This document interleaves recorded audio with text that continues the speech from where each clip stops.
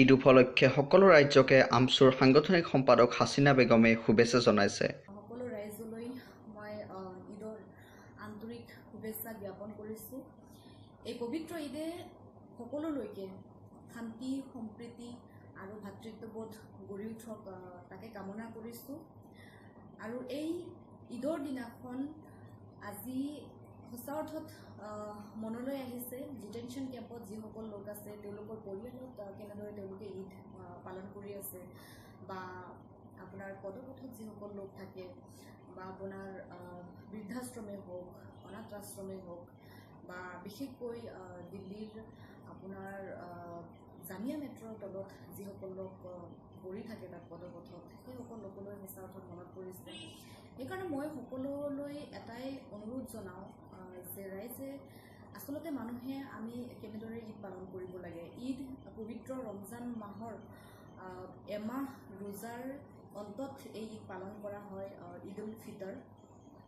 এই ঈদ ত্যাগৰ ঈদ। গতিকে আমি সদায় নিজে ভালকৈ খাই বা নিজে নতুন কাপোৰ পিন্ধি থকাটোৱেই জানো প্ৰকৃতাৰ্থত ঈদ পালন হয়। আমি বিচাৰোঁ যে নিজে খাই নিজে পিন্ধি তাৰ লগতে আনকো যাতে আমি কিবা দান বৰঙণি অলপ দিব পাৰোঁ, দি পেলাই আমি ধনী দুখীয়াৰ যিটো ব্যৱধান সেইটো নাইকিয়া কৰিব লাগে।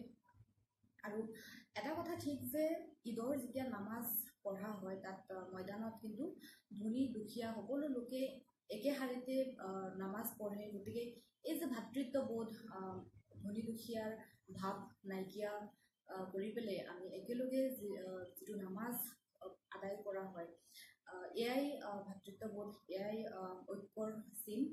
আৰু সেইবাবে আশা কৰোঁ যে আমি সকলোৱে নিজে খাই আনকো যাতে খুৱাব পাৰোঁ, নিজে নতুন কাপোৰ পিন্ধি আনকো যাতে পিন্ধাব পাৰোঁ।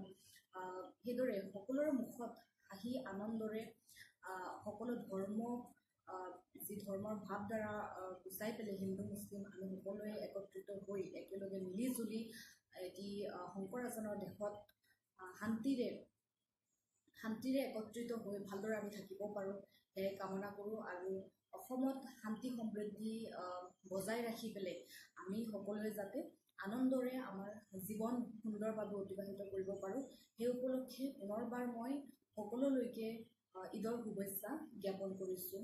ধন্যবাদ।